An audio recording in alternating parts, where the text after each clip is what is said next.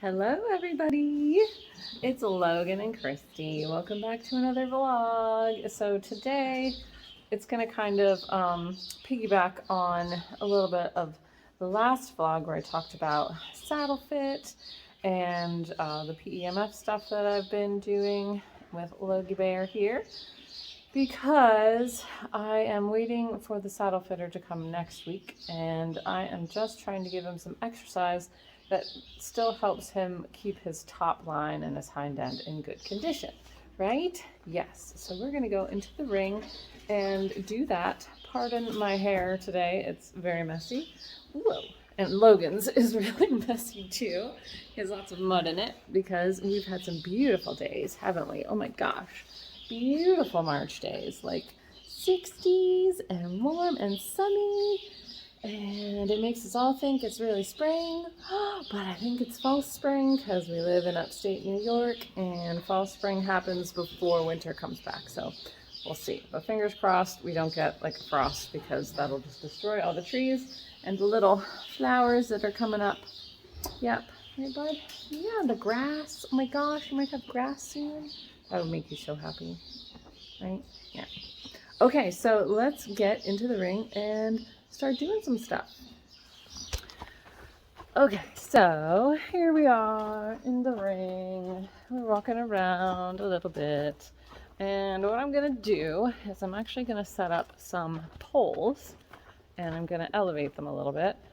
And it's gonna seem like kind of a random design, but it's something that I have just started to do with him in this particular pattern because it's easier and it doesn't take up a lot of room. So if someone else wants to come in here and do something, then they can.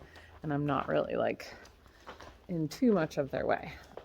So I'm going to set that up and I'm going to show you what that is. Okay, time number one that I whacked my knee on one of the jump cups. It happens all the time. I have bruises all over my kneecaps from jump cups.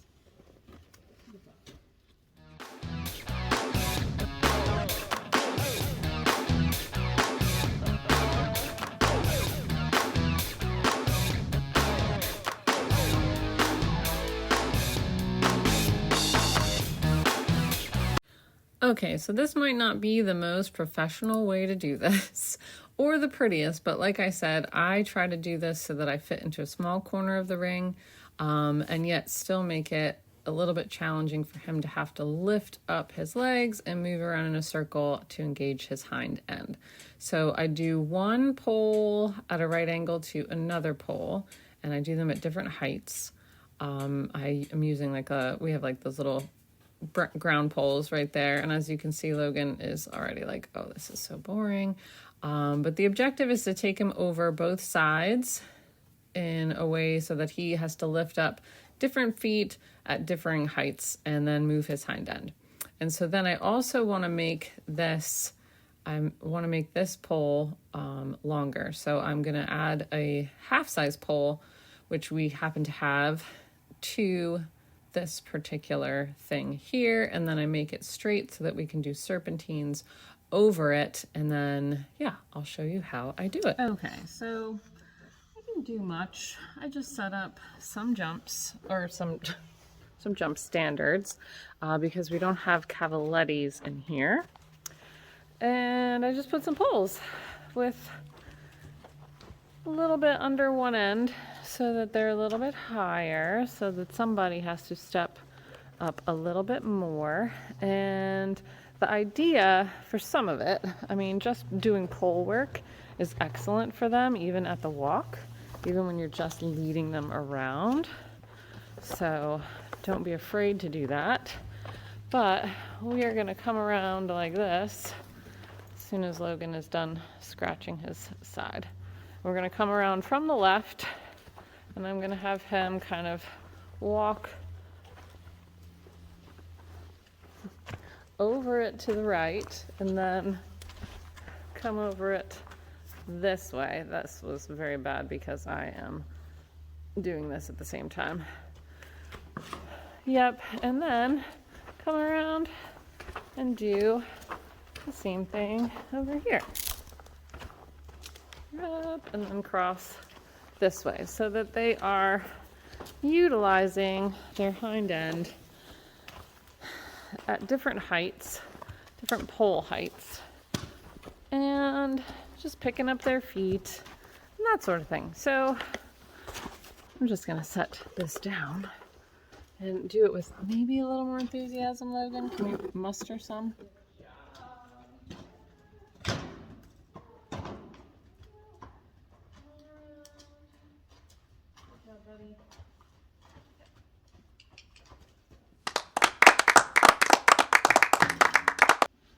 Okay, so I finished up with the pole work and the lunging, and we're just gonna do a couple of up and downs along this wall and do shoulder outs. So if you're not familiar with what that is, don't worry, that's okay. I didn't know what they were either. I think in dressage, they use the Ronver or the Trovers words. Which one that is, I don't know. Do I? I don't know. I don't really ride high level dressage or even medium level or even low level. So I don't know what it's called, but I say shoulder in or shoulder out because it's easier. And when they say shoulder out, you're putting the shoulders more towards the wall or the fence, and shoulder in is the shoulders are going more toward the middle of the ring. So what I do is I will walk along a wall and use that as help, because your objective is to get the horse to move. Let's see if I can stand him. Oh, okay. Okay, so right here, he is at an angle to the wall. And if you can imagine the lines of his hoof prints, if he was walking straight, there'd be two lines, right? So if he's walking like this. When you're trying to do shoulder out, you want to put the shoulders toward the wall.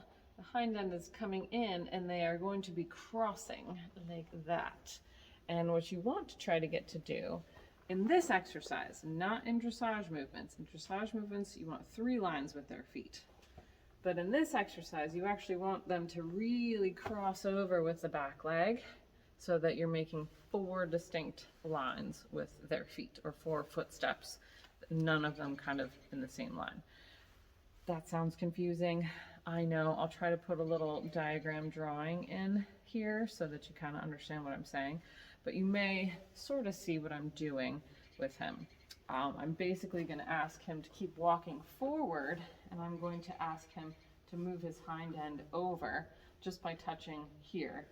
And I'm really looking for these back legs to cross over, but I want him to keep moving forward. I don't want him to just stop and do a turn on the forehand.